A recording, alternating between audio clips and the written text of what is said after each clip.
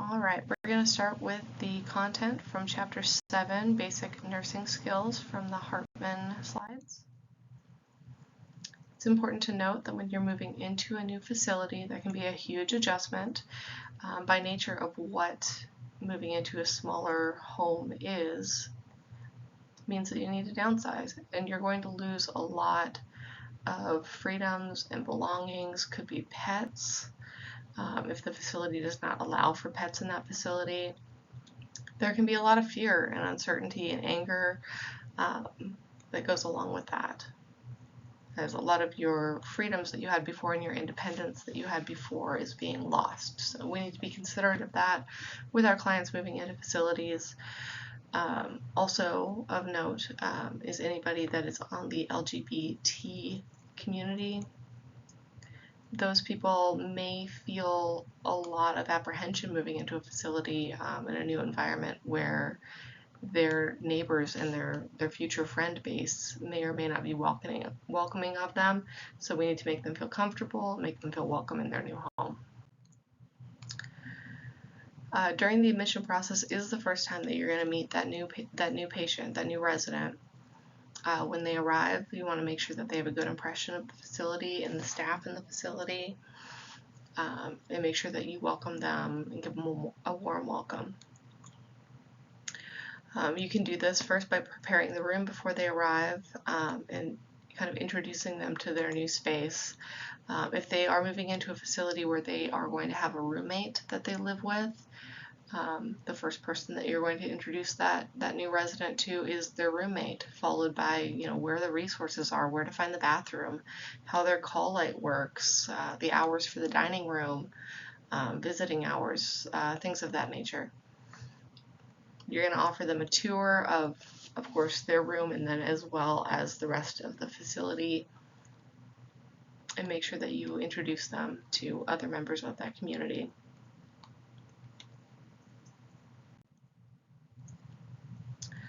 Resident rights, I kind of touched on this with rights or privileges being lessened when moving into a new facility. OBRA is the overshadowing body that maintains the resident rights are being upheld. It is important that those resident rights are posted publicly as well as provided to that resident so that they know what their rights are and that their rights are not going to be violated moving into this new environment. This transfer process, so your patients coming into, say, a skilled nursing environment are going to be transferring from either from their home directly or from a different skilled nursing environment or from a hospital setting. And that transfer can be really difficult. And our job as nursing personnel and caregivers is to make sure that that process goes as smoothly as possible. This starts first with packing those residents' belongings carefully if they're leaving and transferring to another facility. Just making sure that it goes as smooth as possible. During a discharge instruction, so say the person is transferring out of the facility and moving either to home or to another skilled environment, that's when the patient discharge is going to be covered.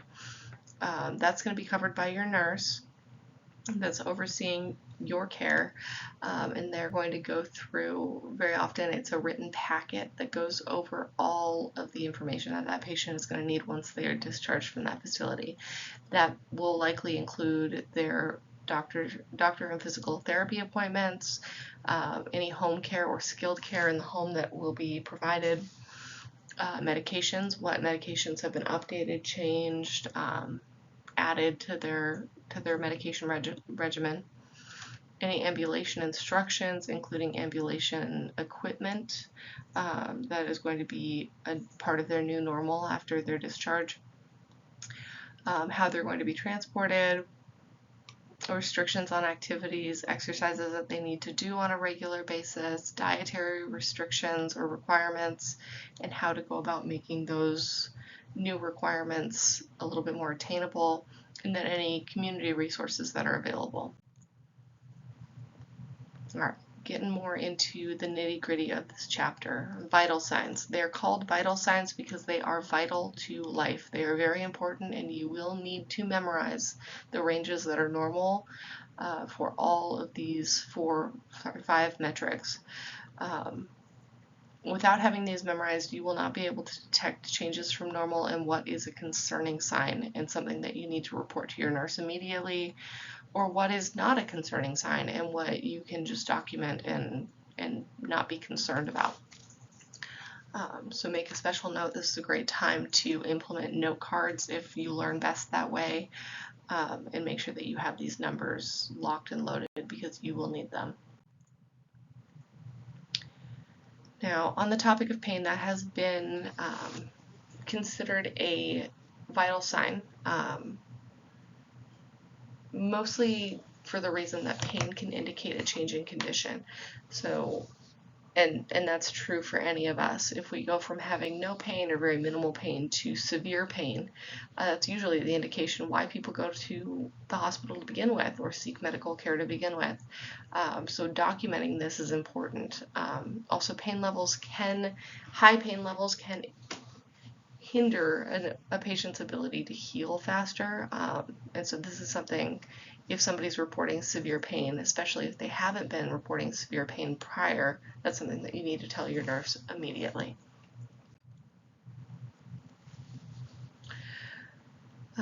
For a client that has a higher than usual blood pressure and has a headache, that is a concerning sign. What we're thinking here is the risk of a stroke. With high blood pressure, you have increased pressure in those arteries in the brain itself. That added pressure is what's causing that headache. And that is a very concerning sign, and we are very, very concerned that that patient may have a stroke or some other kind of complication very soon. This is something that you absolutely need to urgently inform your nurse on. I would go further in real practice to immediately take a blood pressure and have in both arms and let the nurse know what those differences are between the arms. Remember, it is always important to chart where the location is that you've obtained any kind of vital sign, and especially with blood pressure, because there can be underlying reasons why somebody's blood pressure might be higher in their left arm or their right arm. So if you get a concerning sign in one arm, take it again in the other arm and then present both of those readings to your nurse. A change in a vital sign is often the first indication that somebody is severely ill, kind of like what I had touched on a moment ago with severe pain from somebody who had no pain to begin with and now they have severe pain. We're thinking, oh no, something has happened, something severe has happened, and when cells don't get oxygen, they die, and when cells die, it hurts, and that's what's happening with severe pain. Another change in vital sign is blood pressure. Either high, you're thinking, oh no, they could have a stroke, or low, oh goodness, they're gonna pass out or like not be able to stand and get very, very dizzy. These are all concerning vital signs, and the reason that you need to know the normal ranges. All right, so your ranges for adult vital signs, pay extra attention to your oral temperature. That is the most commonly used vital sign. With all of these, I mean, it is important that you understand all of these. I would really, really put energy into memorizing the oral temperature, and then just kind of, as you're looking through these a little bit more with a magnifying glass, think about where the area is and how central to the body it is. Because the more central to the body you are, the higher the temperature is going to be, because there isn't anything else artificially cooling off that area. So a rectal temperature, that's going to be your most accurate temperature, because that area is not exposed to air or elements or any type of thing that's going to lower that temperature artificially, versus your oral temperature. Anybody who's breathing through their mouths or drinking something that's hot or cold, that's going to significantly impact the reliability of that metric. That's why that oral temperature is lower than the rectal temperature. The ear and tympanic membrane, that when you take a tympanic temperature, you're measuring the temperature of that tympanic membrane in your ear, your eardrum, that is going to be a lower temperature because it's always exposed to the air.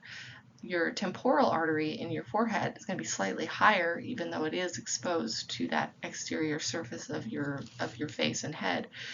However, that blood is coming directly from your heart. Really, just think about the distance from your heart to the top of your forehead. It's not very far, and that is coming from the center of your body. So that is going to be a higher temperature range than your ear, which is always exposed to the air. And then finally, this armpit, which it's the center one, that is going to be the least reliable, and that's because your armpit is pretty external compared to all of these. It's always able to be exposed to the air, and you're really measuring the temperature of the skin there. There are reasons to use that temperature, that site for a temperature, but it's definitely not the most reliable. All right, your blood pressure ranges. American Heart Association changed these about, I suppose, about a decade ago. It used to be that 120/80 was your kind of go-to standard. They changed it to being 1 millimeter of mercury underneath that metric, kind of to support better health, but just so that you know, for testing purposes, that the difference between this, that normal is no longer considered 120/80. It's now 119/79 or lower. So your normal blood pressure in a non-concerning blood pressure is going to be that 90 to 119/60 to 79. Lower hypertensive, we're going to be worried about anything below 90 and 60, and that's because there's just not enough blood volume to move oxygen, and make sure that that person does not pass out on you or has enough oxygen flow to supply oxygen to the cells. That is a concerning number if you get a blood pressure that is below 90/60, and something that you need to tell the nurse immediately about. An elevated blood pressure, and then we go through stage 1, stage 2, and then a hypertensive crisis. With stage 1, stage 2, we're not really worried that that person is imminently at risk for injury. It's not a healthy number to be at on a consistent basis. And do keep in mind that these are indicating like an average range, what that person's normal is. A hypertensive crisis, anything over 180, that's a lot of pressure. Millimeters of mercury systolic, when the heart is actively pushing blood, and diastolic when the heart is not currently pushing blood through those arteries. That's a very, very high pressured blood pressure. We are very, very worried about a brain bleed or another kind of stroke. I mean, that is a not good blood pressure. If you get a blood pressure of that range, that is an immediate run down the hall screaming for the nurse kind of blood pressure range. All right, so I added these pictures in here because I just want you to be able to identify what these are in practice. This picture here on the left, that's an IV, but it's an IV specifically. It's a central line that goes directly into an artery. So with an IV that you would see normally, that's going into a vein. Veins are very floppy, they're exterior, they're not nearly as at risk for infection, though they very much are at risk for infection. One of these IVs that goes straight into your artery, you're really worried about that person getting infections, bleeding, because those arteries are pumping that blood. Veins are returning the blood to the heart, so they're a lower yield for bleeding out risk versus an artery IV like this central line here that is going. One of these goes directly into the apex, the top of the heart. You definitely do not want to be putting a blood pressure cuff on this or adding any kind of pressure, and it's just not necessary. They typically will not put both of these in, or one of these in both arms. So if you see something that looks like this kind of sterile dressing that's over this central line, do not put a blood pressure cuff over it.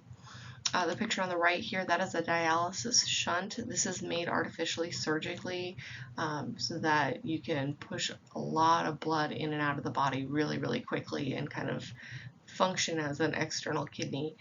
None of that is something that you need to know for the test, but you need to know that this kind of really, really engorged vein, it's for dialysis, and the last thing that person needs after growing one of these shunts is somebody putting a blood pressure cuff over it and no longer being able to use it. So if you see either of these things, do not put a blood pressure cuff on it.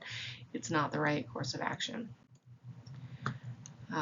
Do keep in mind that you need to protect those residents' rights when taking vital signs, and follow the facility policy.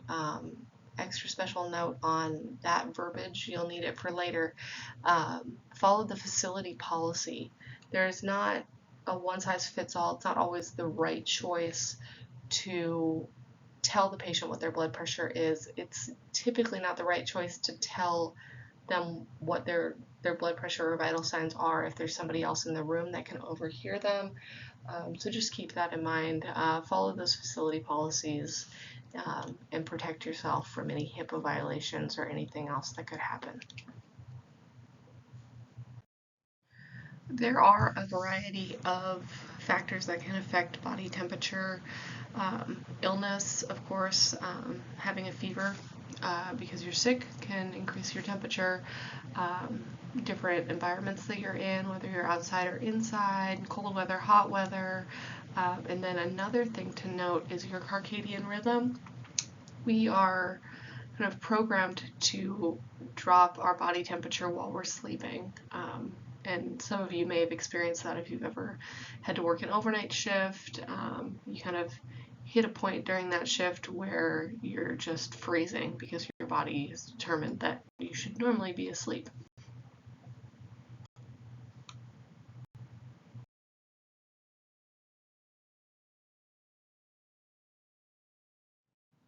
A lot of students get tympanic and temporal temperatures mixed up, so pay close attention to this picture. That's the tympanic membrane, that's your eardrum, and that is where that temperature is being taken during a tympanic membrane, or a tympanic temperature.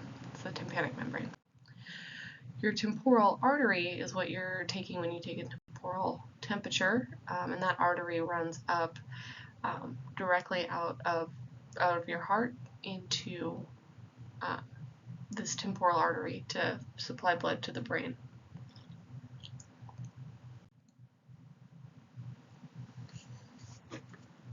You can use a variety of different thermometers to take temperature.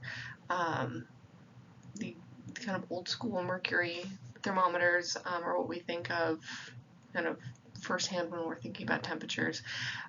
Do keep in mind with these that they are different colors depending on the location that you're taking the temperature in. So a green or blue thermometer is going to be for an oral temperature, where a red or white is going to be for a rectal temperature. Very important not to get these mixed up.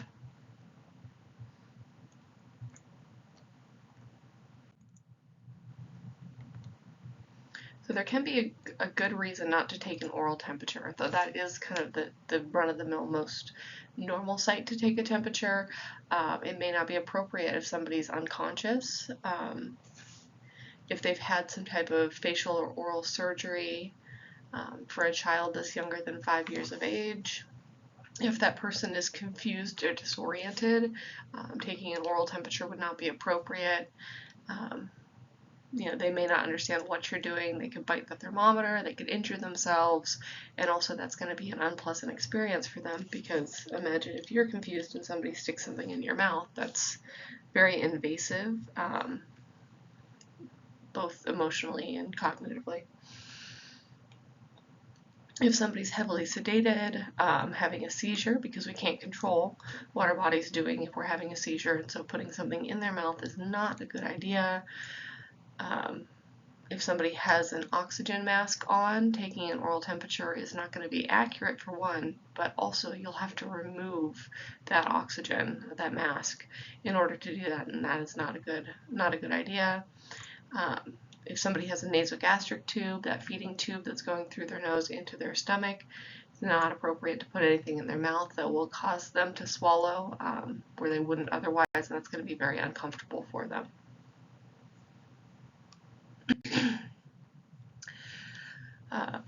Important to note that rectal temperatures are the most accurate, but it's not exactly the most comfortable experience for the person taking that temperature and the person having that temperature taken. So even though it is the most accurate, that is not our go-to.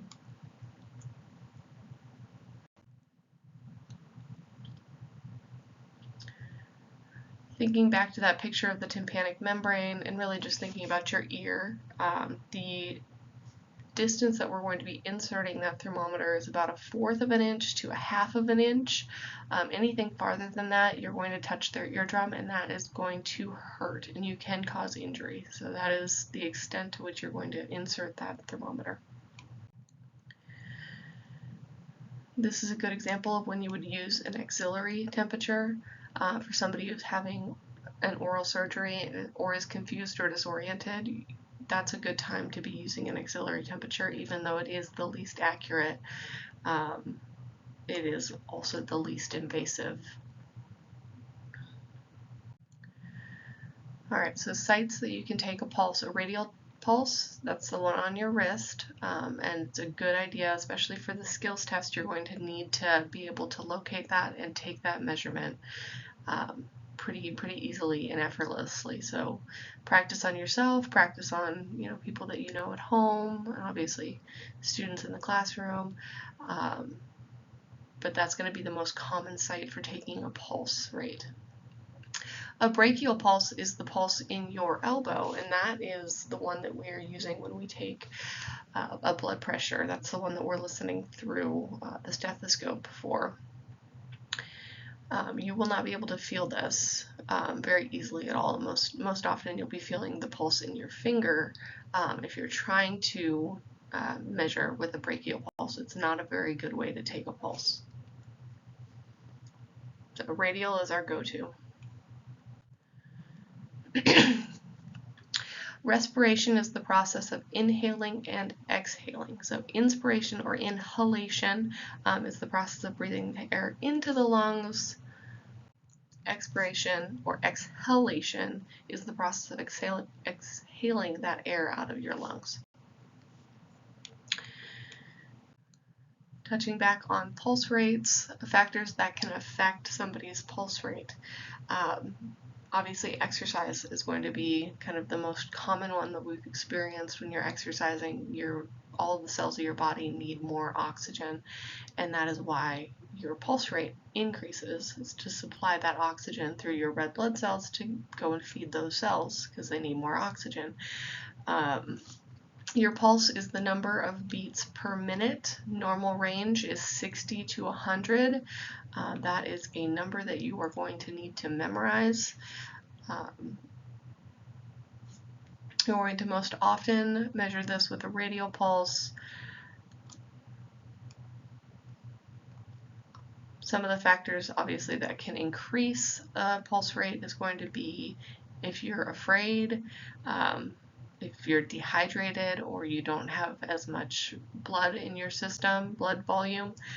Your heart will try to compensate to supply oxygen to your cells by increasing your heart rate. On the flip side, a lower pulse, that's going to be something that you experience it more when you have an infection, or for somebody who is actively dying, their pulse rate is going to decrease.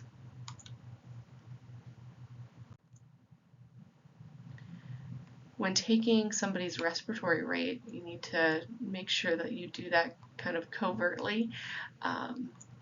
That is the one vital sign that we can change consciously. If somebody tells you, hey, I'm going to count your breaths, all of a sudden you're going to be very self-conscious, and your breath rate is going to be different. So with the exception of your skills test, where you do tell them that that's what you're doing, in the real world, when you're taking somebody's respiratory rate, you just kind of pretend that you're taking their pulse and just watch. No, obviously, nobody's brain is capable of counting a pulse as well as a respiratory rate at the same time. That's just, our brains are not geared to do that. So you're going to do them back to back. First take that pulse rate and make a mental note or write it down, and then just continue to watch that person and count their respiratory rate. A normal range is going to be 12 to 20. That is another number that you need to memorize. Let's see. There's a note here specifying that these vital ranges are different for children. Essentially, for kids, and especially for babies, the younger you are, the faster all of your vitals are, with the exception of temperature, of course. But just kind of keep that in mind. I don't think it's something that's tested on. The state is more concerned about our ability to take care of adults and older people, but just something to keep in mind. All right, so with the blood pressure, you are measuring the systolic and the diastolic. So the systolic measurement, that is when the heart is actively contracting. It's squeezing that blood through the arteries, and that is going to be a higher pressure. Kind of think about a garden hose. If you have the attachment on the end and that attachment, like to spray, is closed, and you turn on the spigot to the water, the pressure of the water in the hose is going to increase. That's your systolic. Now, if you were to turn that spigot off, there's still water in the hose. The hose is full of water, but it's not being pressurized by that spigot. That's your diastolic. So if you're thinking about, the change in these two volumes, think systolic, the heart's contracting, the water spigot is turned on. Diastolic, the heart is at rest in between contractions, the water spigot is off, and then this just happens on average 60 to 100 per minute.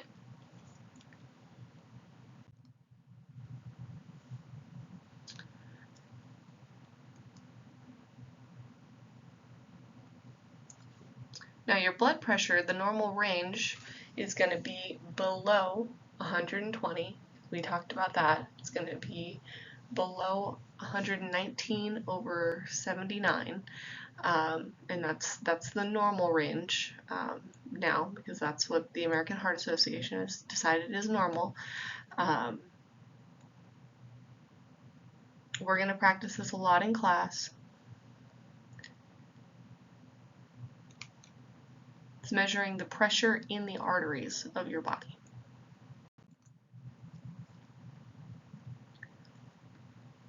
This does take a lot of practice.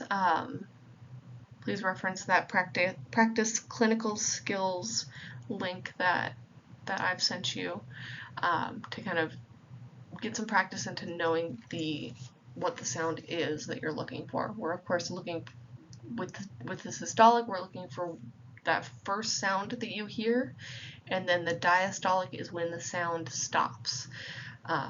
You're only measuring what you can hear. You cannot do this by sight. It has to be that you can hear it. Lots of practice is helpful, especially since listening through a stethoscope can be really distracting. The friction and the rubbing on the tube can kind of sound like a heartbeat. So the more that you practice this, the more that you'll gain confidence with this skill.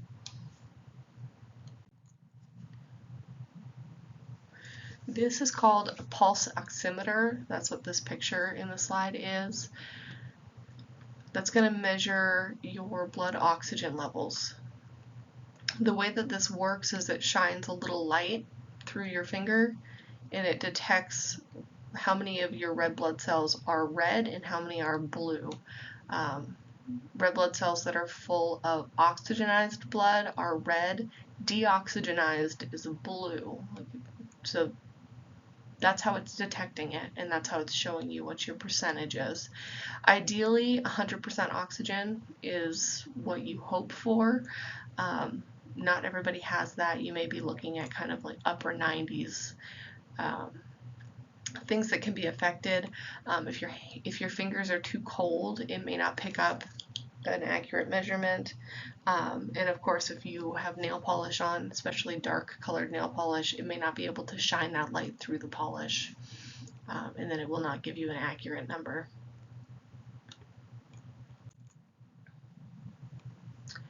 Alright, so true or false, some amount of pain is a normal part of aging. A lot of students are tempted to say that this is true, and it is not true, though it is a common complaint that you hear with older folks. Pain is a sign of injury, and that's not normal.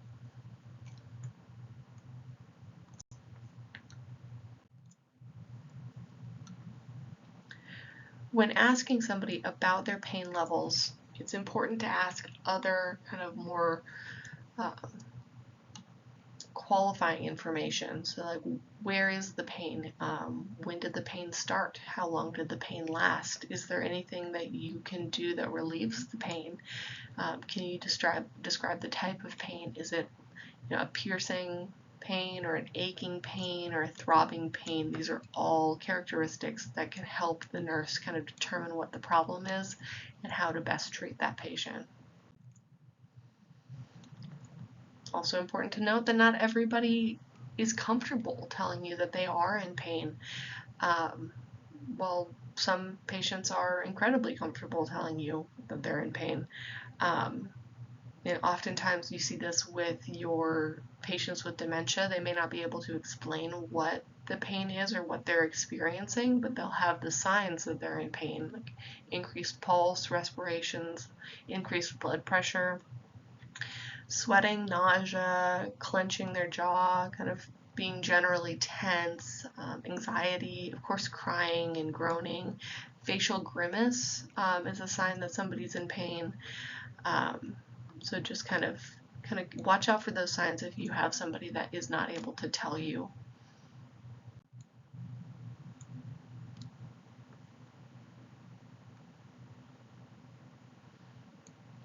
Things that we can do. The Hartman book likes to talk about back massages a lot as a type of way to help with pain management. Another thing that you can do is to reposition that person that's in pain. Repositioning, you know, if you think about kind of laying in one spot or sitting in one spot, we reposition ourselves in our chairs all the time because sitting in one spot for a really long time is not comfortable.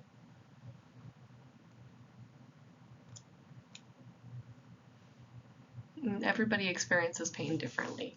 The experience of pain is a nervous system feedback that our brain interprets, and so everybody's brain interprets signals differently. So it's a very personalized experience, and everybody's different. Culturally, people can experience this kind of pain and symptom differently based off of their backgrounds, and if it's, you know, appropriate to talk about being in pain or not. So just keep in mind that this is, of all of the vital signs, pain is the most personal.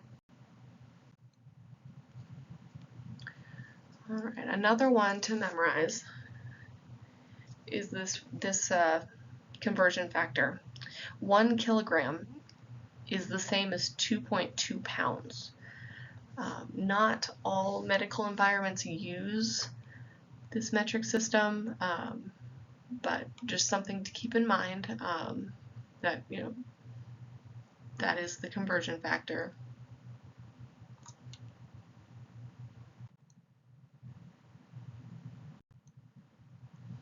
All right, this is a picture of a standing scale. This is kind of like the old school scale where you move the weight on the bottom in like a series of 50 pounds. So 50, 100, 150, 200, etc.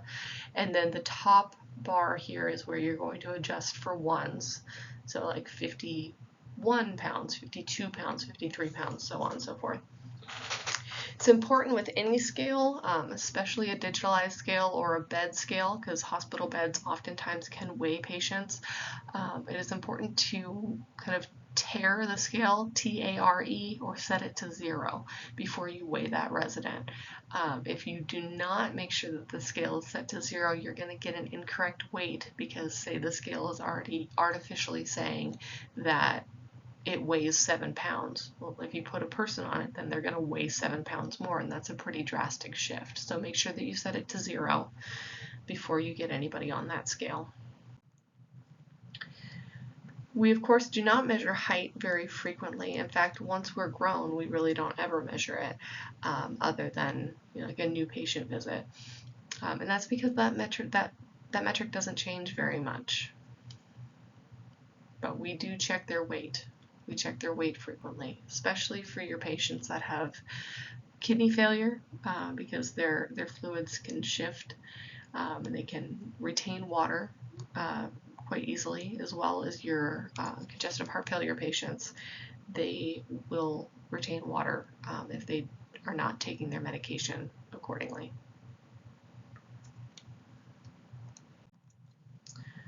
All right, moving on to restraints. Restraints are always, always, always the last resort. They're very invasive. You are stealing somebody's rights from them if you are restraining them. There are 2 forms of restraints. That's going to be your medical and your physical. Most facilities have a restraint-free policy, and that is where no restraints, whether that be a physical or chemical restraint, are used at all. Alternatives to restraints, you have to get kind of creative with these. You know, oftentimes it's keeping somebody busy, redirecting them, kind of handling the behaviors that go along with things rather than restraining them. Restraints can cause a lot of harm, and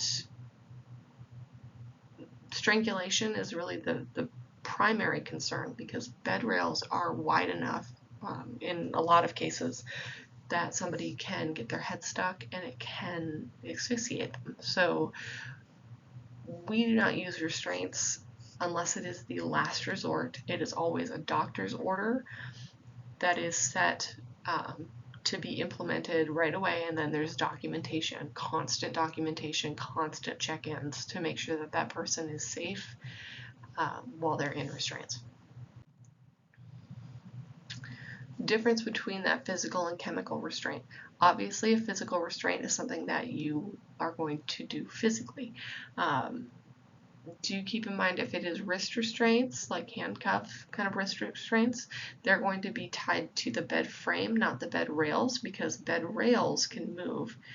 They're built to be able to move up and down, and if you have your arm tied to it and you move the bed rail, that can cause a lot of injury. So just something to keep in mind.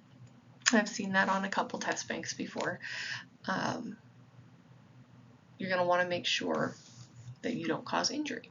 A chemical restraint is going to be a little bit different, and that's typically in the form of some type of medication, and that is going to hinder that person's ability to display the behaviors that could harm them medically.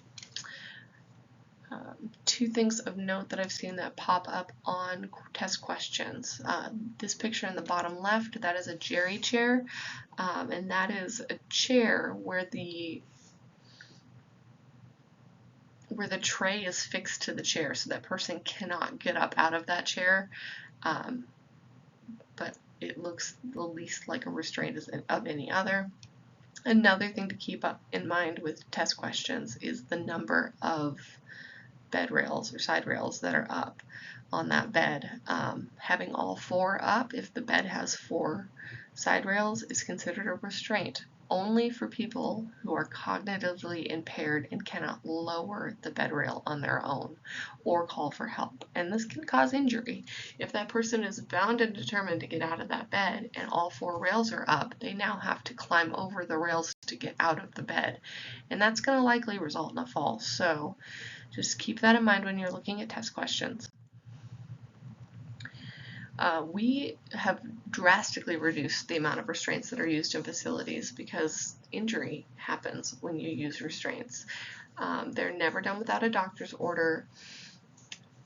and only ever if the patient is a danger to themselves or a danger to others or both.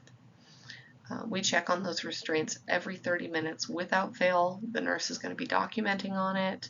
They're going to be checking and offering food and water and taking that person to the bathroom, making sure that circulation is not impaired, that those restraints aren't too tight that they would hurt the patient.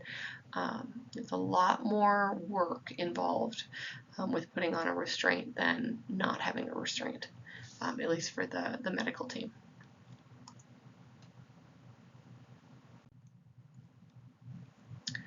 We never ever put somebody in restraints because the staff does not have time to take care of that patient. That's never the right answer. Do not select that answer. And never if the person is being rude or mean. Not appropriate. Only if they're a danger to themselves or others. Other problems that can occur from restraint use: pressure ulcers. If that person's not moving, they're liable to get pressure ulcers. So on those 30-minute rounds, we're going to be making sure that they're able to move enough to prevent those ulcers and repositioning. Pneumonia, if somebody is unable to move, they're more likely to get pneumonia or some type of lung infection because they can't cough all that crud out. They're not moving around enough to kind of get some mobility in there. Risk of suffocation, of course. Reduced blood circulation because they're not moving. Increased stress on the heart. Incontinence and constipation. And this is really just the result of not moving.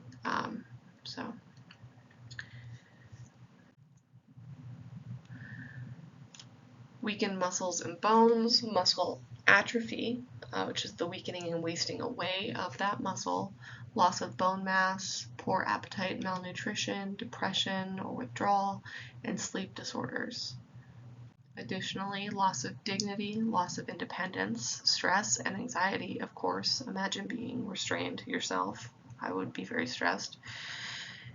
Increased agitation, loss of self-esteem, severe injury, and death. And that does happen.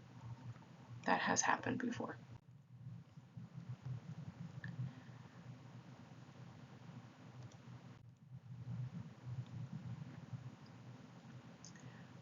If a doctor has ordered restraints to be used, those are going to be put on by the nurse. That's not something that a CNA is going to be doing, and then we'll be checking every 15 to 30 minutes. Your book indicates that you're going to be checking on that person every 15 minutes. For nursing exams, I was always told that it's every 30 minutes, and in practice, I've charted every 30 minutes when I've had a patient in restraints. So the only time I've ever heard it is 15 minutes is in this book, but some facilities may require that, and that may be why they're saying 15. So I can't tell you for sure what the correct answer would be on a test, nor have I ever heard of this being tested on directly, but just kind of keep in mind that those are two conflicting numbers, and you just kind of want to have those locked and loaded in case you were ever tested on it. Restraints are never ordered as like a PRN or an as needed. It's always going to be like a one-time order, and we're going to be offering them assistance with elimination, whether that be with a bed pad or a bedpan, or if we're taking them to the bathroom. We're going to be offering them food and water or other food or any other beverage. We're going to check and report for any signs of skin irritation because of those pressure injury concerns. Any reports of any kind of swelling, we're going to be repositioning that resident. And that person may need to be getting up and walking around to kind of prevent that pneumonia and all those other bad results of restraints. All right, moving on to fluid balance. Intake is going to be the amount of fluid that someone consumes. It's also called input and output. The output is all the fluid eliminated, and that can include pretty much any kind of liquid. Most commonly urine and feces, but also vomit or emesis, perspiration, drainage from a wound. Those are all things that are output. Fluid balance is when those two numbers are pretty much close to equal, taking in and eliminating equal amounts of fluid. That's when you are in fluid balance. Most people maintain fluids naturally, however, there are exceptions to that, and our two most concerning are going to be our patients that have cardiac issues or kidney issues. And with those, their I's and O's is what we refer to intake and output. Those have to be measured really, really close. A number that you'll need, and I have this picture here just kind of as a visual here, a number that you'll need to memorize for the test and for the skills test is that 1 ounce is equal to 30 milliliters. That is a super important number that you absolutely will need and will use. Another thing to keep in mind is that 1 cup, which is the same size of cups that you're going to get on your skills test, has 8 ounces. Now if you take that 8 ounces, multiply it by your 30 milliliters, you're going to end up with 240 milliliters in a cup. That number is very important. You will need to know that number. All right, moving on to ways that you're going to be measuring that intake and output. So a specimen is any kind of sample that's used for analysis to make a diagnosis. Most commonly, you're going to be taking stool, as in poop specimens, or urine specimens. A routine urine specimen is the kind of specimen that you get when you take a drug test, and that's just urine that's voided at any time. Voided means to urinate, so any kind of urine that's voided at any time can be used for a routine urine specimen. Again, voiding means to urinate. Most common way that you're going to be measuring the amount of urine is with a hat. This is specifically designed to sit underneath the lid of the toilet, in the bowl of the toilet, and then when somebody pees or voids into that hat, you can measure the amount that's lost. This is kind of the run-of-the-mill way of doing a clean catch specimen. You can also kind of catch it in the air as you're voiding.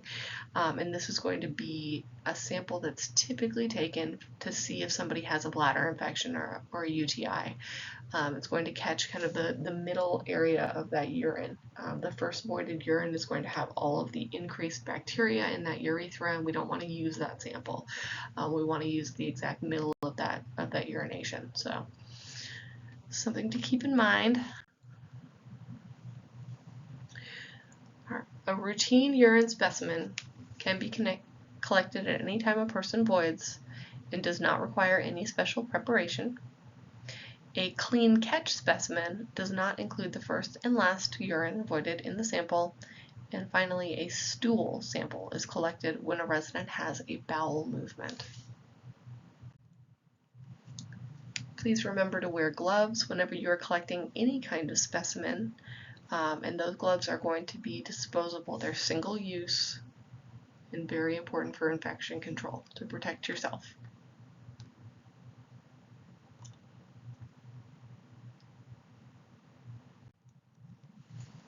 Alright, so a catheter, there's a lot of different types of catheters that can be inserted into the body for various reasons. The most common one that you're going to find, though, is a urinary catheter, and that's the kind that we've seen where somebody has that urinary catheter, and then they have the bag of urine that we empty. It's one of our skills for the state test to empty a urinary catheter bag.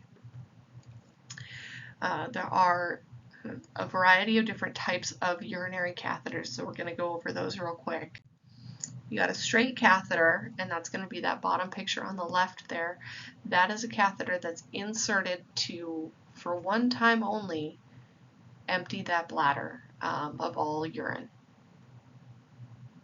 This is going to be obviously inserted by a nurse. That's something that CNAs do not do. It's not in your scope of practice. But the difference between these two. These catheter tubes look identical to each other, or almost nearly identical to each other. What makes an indwelling catheter different and differentiates it is that it has a bulb on the end that gets inserted with sterile water, and that keeps that catheter from being pulled out. Like if you look at this picture here on the left, straight catheter, you could pull that right out, no problem, versus that indwelling or Foley catheter that has that bulb on the end, you're not going to be able to pull that out. So just keep that in mind. You never want to tug on a catheter. That can cause damage and pain and all sorts of problems. But that's kind of the two different of the catheters that are internal. A condom catheter it's also called a Texas catheter, and that is a catheter that functions.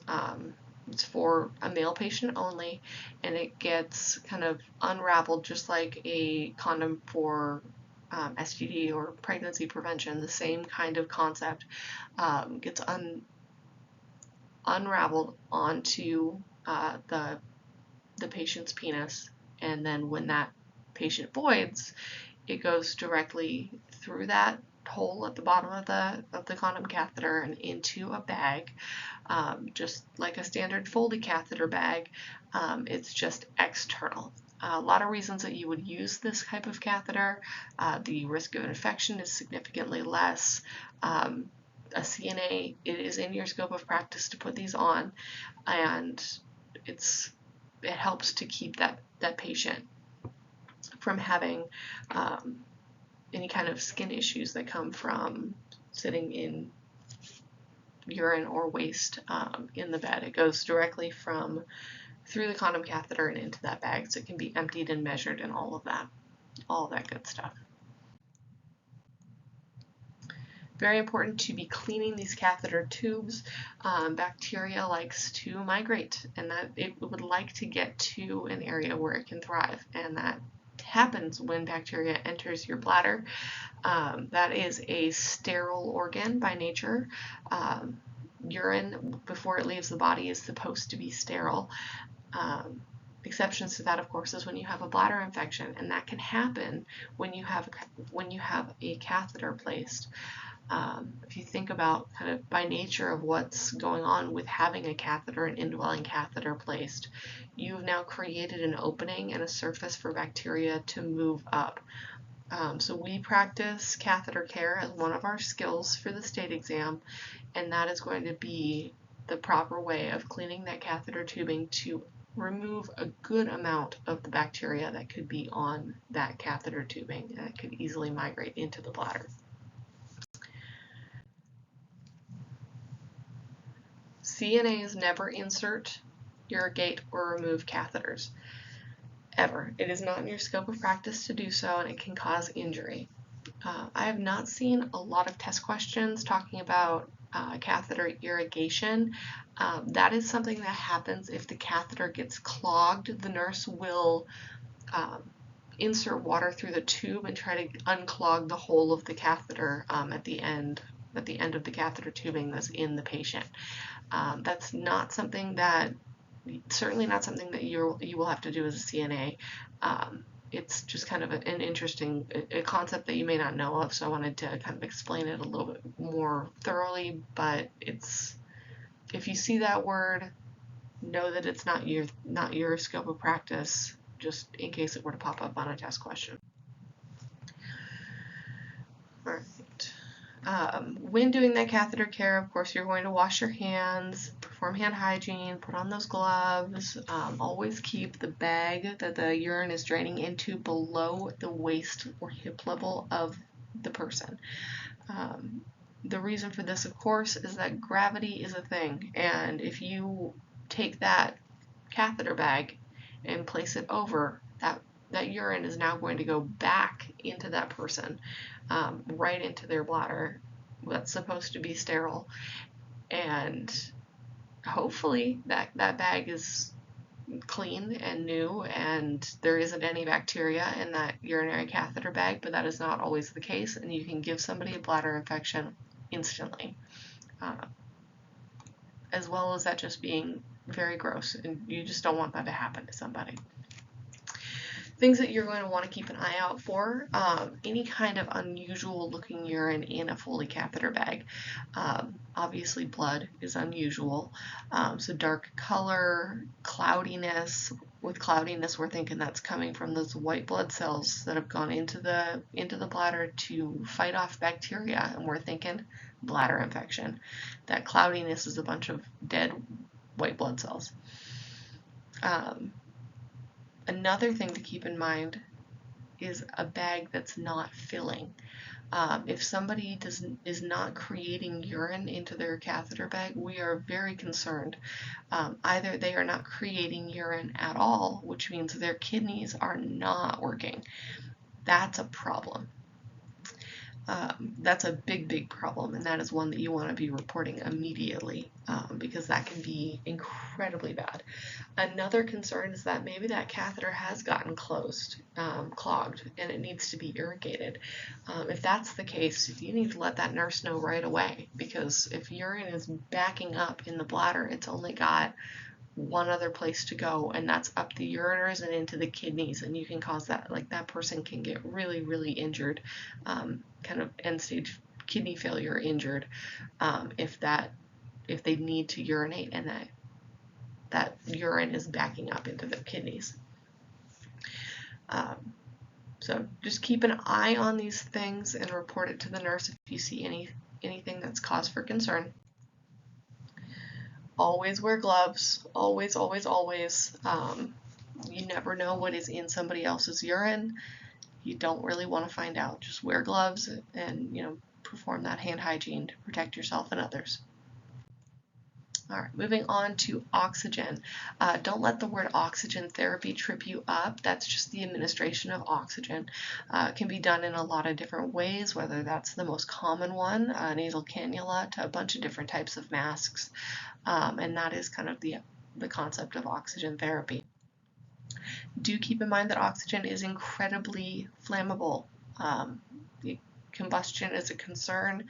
Outside of every room that you ever work in a hospital setting, there will be a sign that looks exactly like this or close to this, that says, hey, oxygen is being implemented. No smoking, no flames, that kind of thing. Because we do not want to be setting anyone on fire. The amount of oxygen that somebody is prescribed is a doctor's order. A doctor is the only person that can prescribe oxygen. Things that we can do to kind of promote safety with these patients that have oxygen. Obviously post a no smoking oxygen and use sign on their door. Make sure that everybody's aware. Remove all fire hazards. This can also include things like staticky clothes, can be a fire hazard if it's creating static electricity. Obviously no open flames, kind of keeping an extra eye on anything that's plugged in. Cords that are frayed are a fire hazard. Nylon and wool fabrics create a lot of static electricity. Keep an eye for any irritation. Some people, not knowing that they shouldn't, have put petroleum jelly in their nose because oxygen is very dry, and it can cause the nasal cavity to be very dry, and they'll put on petroleum jelly to kind of combat the dryness. Problem is, petroleum jelly is made out of petroleum, which is it's a source of fuel, very flammable. So make sure that patient, if you have a patient on oxygen, they know not to use that, because that can cause them to have a fire in their nose. Never adjust the oxygen setting. That's something that a nurse or a doctor needs to order, or a nurse can do, but not a CNA. All right, moving on to IV therapy, intravenous therapy, and that's going to be just a standard IV where a nurse is going to put medication through that IV to treat the patient.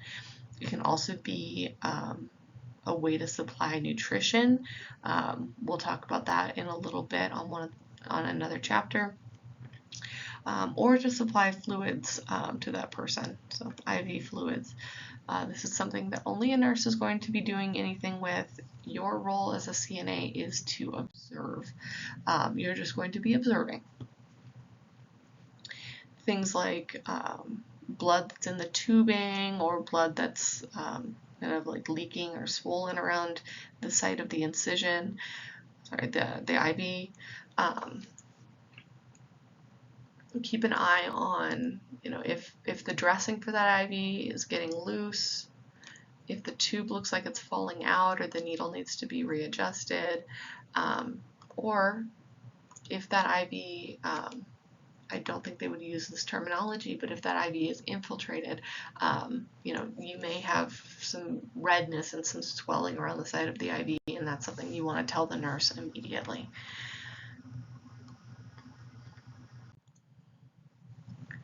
I just thought this picture was funny. Do not put a urinal on somebody's dining room, or their bedside table, because that is essentially their dining room table. It's gross. A lot of patients are completely content with this. Not the place to put the urinal.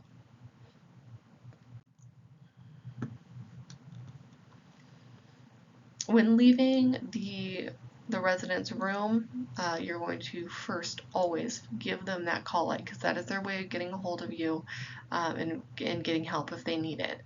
You're going to make sure that the overbed table is cleaned off. A lot of your patients or your residents can't get out of bed easily or move around easily, so it's our job to kind of help to keep that space clean. That's a good way of kind of promoting some mental health as well.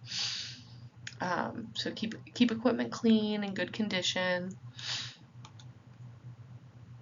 Ask if that patient's warm enough, if they need blankets, or less blankets if they're too warm. Remove meal trays. You really don't want food that was served hours ago sitting around in a patient's room. That's just an infection control concern. We're concerned that they can get sick if they were to eat that. Make sure that bedding is changed. You don't want somebody laying on wrinkled bedding or soiled bedding, because that can cause so many issues. Pressure ulcers primarily. Make sure that their supplies are restocked, trash is empty, and all that good stuff before you leave the room. I found in personal experience, if you're asking, hey, is there anything I can get you until I come back? It does help with the number of call lights that go off if you make sure that they have everything that they need before you leave. Sleep is a huge problem in skilled nursing environments and hospital settings. It is the worst environment to get a good night's sleep. Decreased sleep decreases your mental ability to function, reduces your reaction times, makes you irritable, decreases your immune system function, all sorts of bad things.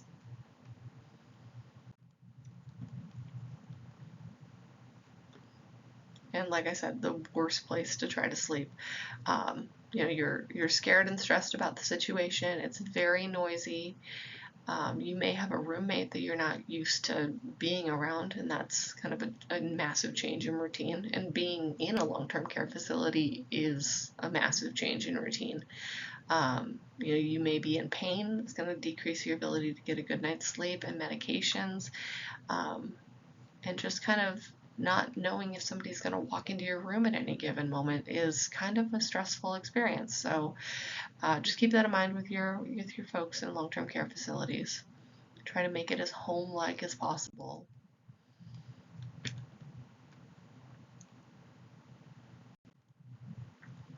All right, bed making. So an unoccupied bed, that's a bed that has nobody in it.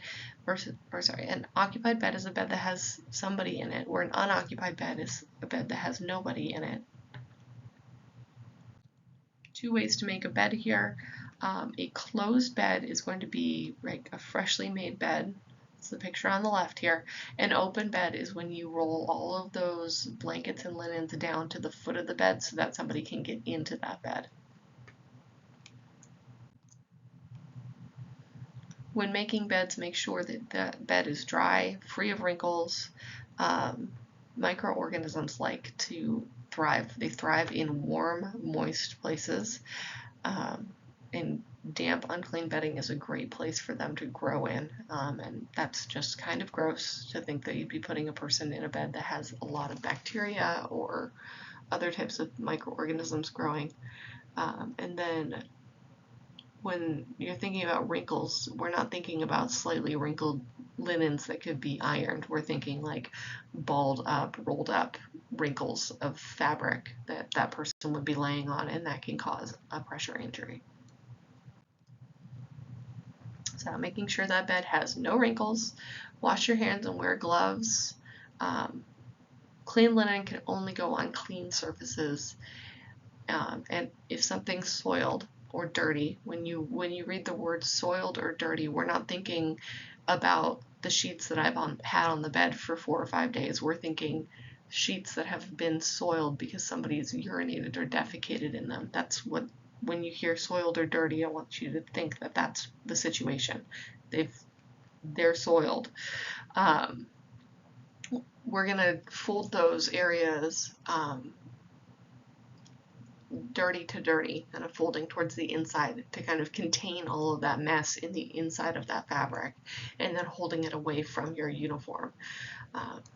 Obviously, if you were to hold linens that have been soiled and are wet up against your clothing is now going to be soiled and wet. So holding them away from your uniform, all of these things are things that you would do without even thinking in the real world, but in a testing environment, sometimes that verbiage can get a little tricky, so kind of keep that in mind when you're reading through questions. Do not shake linen ever, because things can get on the floor or in the air, that kind of thing. All right, I threw this picture in here because the term sterile dressings is kind of, if you've not seen one, it's hard to understand why it's a problem. A sterile dressing is one like the one in this picture, and it is something that is applied only by a nurse and removed only by a nurse. There's a lot of different reasons to have a sterile dressing. Wounds are one of them. This is called an IJ. It's a specific type of arterial line or central line that a nurse would change the dressing for. This is inserted by a medical team. This is not something that a nurse can do even. You don't touch these, and really you don't want to. But they are specifically a specific type of dressing to prevent infection for access that's going through an artery directly into the heart, typically. So just so that you know what these are, so that you don't get confused when you get asked about sterile dressings on a test. They're not your thing, not your scope of practice. Of course, you can, observe and report any concerning signs with one of them, but you're not doing anything with them. All right. And true or false, elastic bandages should be wrapped very tightly. And that's, of course, false. Elastic bandages can cut off oxygen supply, blood flow. Also, they can be uncomfortable and all sorts of problems that can happen.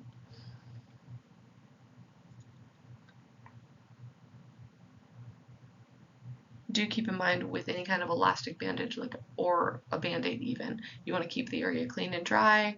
You're going to want it snug enough to control bleeding and kind of deter anything from getting underneath that bandage, but not too tight.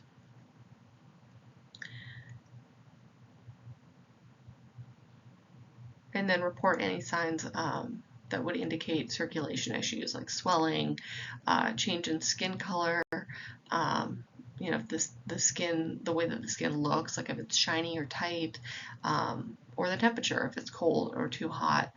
These are things to just report to your nurse, signs that something could be happening. All right, and that is it for Chapter 7. Let me know if you have any questions. All right.